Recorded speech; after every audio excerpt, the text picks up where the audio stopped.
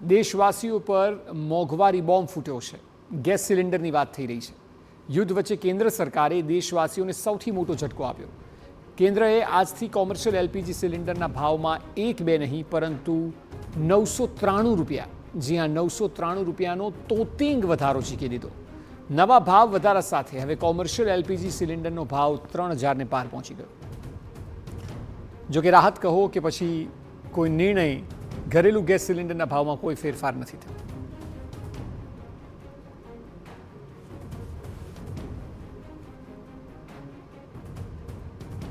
દેશમાં 1 મે એટલે કે આજથી નવા ગેસ સિલિન્ડરના ભાવ અમલમાં આવ્યા છે। મધ્ય પૂર્વમાં તણાવ વચ્ચે સરકારી માલિકીની કંપનીઓએ સિલિન્ડરના ભાવમાં વધારો કર્યો। 19 કિલો કોમર્શિયલ એલપીજી સિલિન્ડરના ભાવમાં 993 રૂપિયાનો વધારો કરી દેવાયો। દિલ્હી અને મુંબઈ સહિત દેશના ઘણા શહેરોમાં કોમર્શિયલ એલપીજીના ભાવ હવે રૂપિયા 3000ને વટાવી ગયા છે। આપણે જણાવી દઈએ કે રાજધાની દિલ્હીમાં કોમર્શિયલ એલપીજી સિલિન્ડરની કિંમત હવે 3071 પર પહોંચી, જે પહેલાં 2078 હતી। આ અગાઉ એલપીજી સિલિન્ડરની કિંમતોમાં કેન્દ્ર સરકારે 2 વખત ભાવ વધારી ચૂક્યા છે। ત્યારે કોમર્શિયલ એલપીજી સિલિન્ડર મોંઘો થતાં સામાન્ય લારી અને રેકડી ચલાવતા નાના વેપારીઓની મુશ્કેલી વધશે।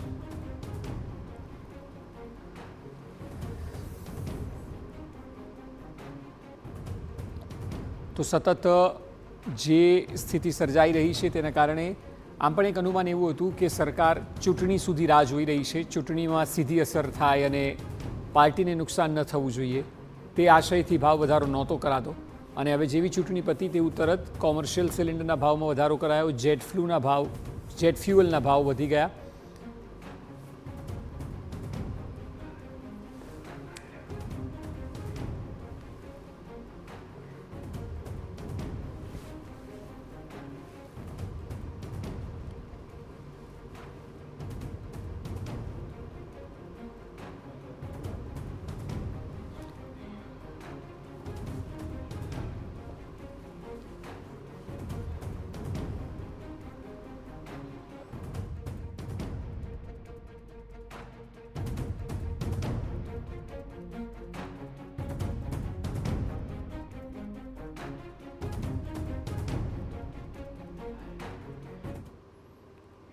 તો કોમર્શિયલ સિલિન્ડરનો ભાવ વધી જતાં સ્વાભાવિક સૌથી વધુ અસર લારી રેકડી ચલાવતા લોકોને થશે, કારણ કે 993 રૂપિયાનો વધારો ખૂબ મોટો ગણાય છે। તો રાજકોટમાં શું છે સ્થિતિ તે વિષય પર માહિતી આપશે અમારા સંવાદદાતા મોહિત ભટ્ટ, અને વડોદરાની પરિસ્થિતિ શું છે તે વિષય પર માહિતી આપશે અમારા સંવાદદાતા અંજલિ ઓઝા। મોહિત, સૌથી પહેલાં આપની પાસે આવવા માગીશ, કારણ કે એક અનુમાન એવું હતું કે 5 રાજ્યોની ચૂંટણી છે, એ સિવાય કોર્પોરેશનની મોટી ચૂંટણી છે, એટલે જે દેશની સ્થિતિમાં રાજકીય માહોલ એકવાર શાંત પડે ત્યારબાદ આ થવાનું હતું। પરંતુ આપ જણાવો કે સામાન્ય લારી ગલ્લા રેકડીવાળા લોકોની શું સ્થિતિ થઈ શકે છે, તેઓનું પણ શું કહેવું છે?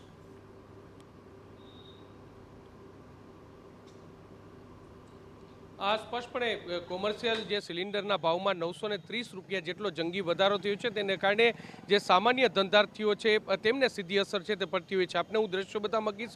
સૌપ્રથમ રાજકોટના જે શાસ્ત્રી મેદાનની સામે આવેલ જે આ તમામ જે લારીઓના દ્રશ્યો છે કે જે નાના ધંધાર્થીઓ છે, આપણે તેની સાથે વાત કરવાનો પ્રયત્ન કરશું કે તેમને આ જે ભાવ વધારાની કેટલી અસર છે તે પડી રહી છે।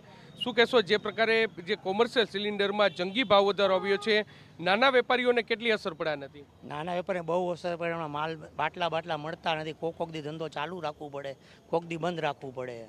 ને અમે તો હમણાં સગડી ઉપર આવી ગયા છીએ, બધા સગડી જ વાપરી। અમુક બાટલો આપણે મળતું નથી, બાટલો ક્યાંય। બહુ પરેશાની, બહુ હેરાનગતિ છે। આપ ક્યાં કહેંગે, શું તમે શું કહેશો, જે પ્રકારે સિલિન્ડરના ભાવમાં વધારો થયો છે કેટલી અસર પડે? તમારે શેનો ધંધો છે? મારે દાળ પકવાનું છે, પણ બાટલા મળતા નથી। શું કરીએ, કાળા બજારીમાં લેવા પડે, મળે તો મળે, નકર આપણે બંધ રાખવું પડે। 930 રૂપિયાનો વધારો થાય તો કેટલી અસર પડે? બહુ અસર પડે 930 તો। એટલે તમે શું કહેશો? અત્યારે ધંધો જ બંધ કરી દેવો પડે જો આટલો વધારો આવે। અત્યારે અમે બ્લેકમાંથી 3000માં લઈએ છીએ, કોમર્શિયલ લેવા જઈએ તો 5000 કહે છે। હવે ભાવ 1000 રૂપિયા વધી ગયો, તમારે જવાનું ક્યાં? બરાબર, તો ધંધો જ બંધ કરી દેવો પડે ને। અત્યાર સુધી સરકાર એમ કહેતી હતી કે વધશે નહીં, આજે અચાનક આટલા બધા ભાવ વધી ગયા। ધંધો બંધ કરી નાખશું, નાના માણસો હોટલો વાળા લેશે, બીજું શું? પણ અક્ષય, જે નાના ધંધાર્થીઓ છે તે એવું કહી રહ્યા છે કે તેમનો જે ધંધો છે તે બંધ કરવો પડે તે પ્રકારની સ્થિતિ છે. કેટલાક એવા પણ લારીવાળા છે કે જેમને પોતાના જે ગેસના સિલિન્ડર છે તે ન મળવાના કારણે સગડી પર પોતાનો ધંધો છે તે શરૂ કરી દીધો છે. કારણ કે એક તરફ જે સિલિન્ડરની શોર્ટેજ છે અને તેને કારણે જે અસર છે તે પડી રહી છે. તમામ ધંધાર્થીઓ કહી રહ્યા છે કે ભાવ વધારો છે તે અસહ્ય ભાવ વધારો છે અને નાના માણસને પરવડે તે નહીં તે પ્રકારનો આ ભાવ વધારો છે. તેને કારણે જ આ ભાવ વધારો છે તે અસહ્ય છે તે સ્પષ્ટપણે લાગી રહ્યો છે ને ધંધો બંધ કરવો પડે તે પ્રકારની નોબત આવી હોય તેવું પણ દાવો કરી રહ્યા છે. જી અક્ષય. જી મોહિત, આપ લાઈન પર બન્યા રહેજો. તો અંજલિ પાસે જઈશું, વડોદરા. અંજલિ, આપ એ જણાવો કે આપ અત્યારે કયા વિસ્તારમાં ઉપસ્થિત છો અને ત્યાંના લોકોનું આ ભાવ વધારા બાદ શું માનવું છે?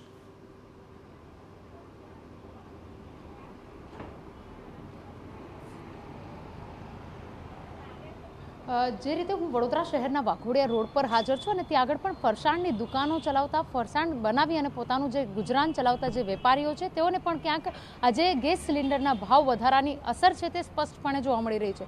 એક તરફ પહેલાં જે રીતે કોમર્શિયલ ગેસનો જે જથ્થો છે તે બંધ થયો હતો અને તેવાની વચ્ચે જ્યારે સ્થિતિ સામાન્ય થતાં હવે જે 993 રૂપિયાનો ભાવ વધારો ઝીંકવામાં આવ્યો છે, જેના કારણે વેપારીઓ પર માઠી અસર પડી શકે તેવી સ્થિતિ પણ ઊભી થઈ છે. હાલ વડોદરા શહેરના જે ફરસાણ વેચતા જે વિક્રેતા છે આશીષભાઈ મેટાલિયા, તેઓ આપણી સાથે હાજર છે. વાત કરીશું.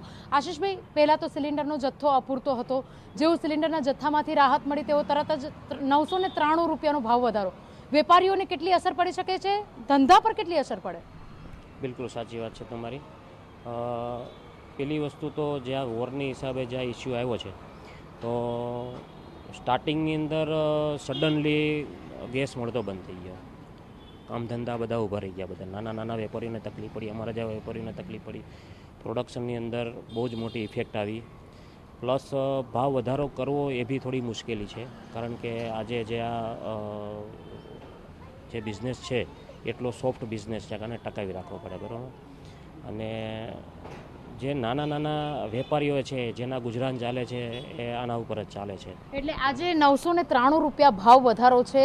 આપે પણ ચીજ વસ્તુઓના ભાવમાં, એટલે કે જો કોઈ સમોસા લેવા આવે, ખમણ લેવા આવે, તેના ભાવમાં વધારો કરી દેવો પડે એવી પરિસ્થિતિ? હા, બિલકુલ. આજનો જે 1 તારીખનો જે વધારો આવ્યો છે એ બહુ જ મોટો વધારો છે. આટલો મોટો વધારો કોઈ દિવસ આવ્યો જ નથી, ફર્સ્ટ ટાઈમ આવ્યો છે. 993 રૂપિયા એટલે અરાઉન્ડેબલ 1 kg ઉપર 30 થી 40 રૂપિયા પ્લસ કરવા પડે ને એવી પરિસ્થિતિ ઊભી થઈ ગઈ છે. બિલકુલ. તો વેપારીઓને કેટલી માઠી અસર પડી શકે, કારણ કે ધંધો પણ ક્યાંક સ્ટોપ કરવો પડે તેવી સ્થિતિ ઊભી થઈ શકે છે ભાવ વધારો જો ઘટાડવામાં નહીં આવે આ ભાવ? તો બિલકુલ સાચી વાત છે, કારણ કે જો તમે ભાવ વધારો તો કસ્ટમર ઇફેક્ટ થવાની 100% થવાની છે. કારણ કે જે નાના પરિવારો છે 20-30 હજાર રૂપિયા કમાતા પરિવારો છે, બરાબર છે, એ લોકોને આજે કોઈ બી પ્રોડક્ટ લેવા આવ્યા છે અમારે ત્યાંથી, બરાબર છે, તો હવે એમને સડનલી 30-40 રૂપિયાનો પર કેજી પર વધારો આવે છે તો એ નથી બેર કરી શકતા. તો શક્યતા એવી ખરા કે અમે એટલો ભાવ ના વધારી શકીએ, તો અમારે પણ થોડુંક સમજીને થોડોક ભાવ વધારો થોડોક એ કરવો પડે અને થોડું કસ્ટમરને પણ ઇફેક્ટ પડે છે. ધંધા પર કેટલી માઠી અસર, કારણ કે ઘણી વખત એવું હોય છે વેપારીઓને કે એક સિલિન્ડર એક દિવસમાં પૂરો થઈ જાય, નવો સિલિન્ડર ના મળે ત્યાં સુધી ધંધાને બંધ રાખવો પડે. શ્યોર, બિલકુલ સાચી વાત છે. સડનલી બંધ જ રાખવો પડે. બિલકુલ. આપે ગેસની પાઇપલાઇન માટેની પણ અરજી કરેલી છે, કારણ કે જે રીતે સરકાર દ્વારા નિર્દેશ આપવામાં આવ્યો, વડોદરા મહાનગરપાલિકા દ્વારા પણ નિર્દેશ આપવામાં આવ્યો કે પાઇપલાઇન પહોંચતી હોય ત્યાં સુધી સૌથી પહેલાં પાઇપલાઇનનો ઉપયોગ કરવો.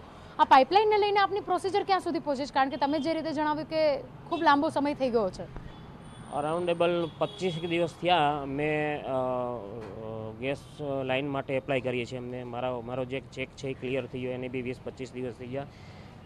એ લોકોનું વિઝિટ થઈ ગઈ છે પણ હજી સુધી કોટેશન નથી આવ્યું. બિલકુલ. તો જે રીતે પરિસ્થિતિ વડોદરાની અંદર પણ કહી શકાય, ગુજરાતીઓની ઓળખ એટલે જે રીતે ફાફડા અને ગાંઠિયા કહી શકીએ, તેવાની વચ્ચે જે રીતે ગેસ સિલિન્ડરનો ભાવ વધ્યો છે ત્યારે ફાફડા અને ગાંઠિયા ખાવા પણ વડોદરાની નગરજનો હોય કે ગુજરાતના નગરજનો હોય, તમામ લોકો માટે જે આ ભાવ વધારો છે તે માઠી જે અસર છે તે કરી શકે છે અને વેપારીઓને પોતાનો વેપાર ભાવ વધારવો પડે અથવા તો વેપાર બંધ કરવો પડે તેવી પણ સ્થિતિ જોવા મળી રહી છે.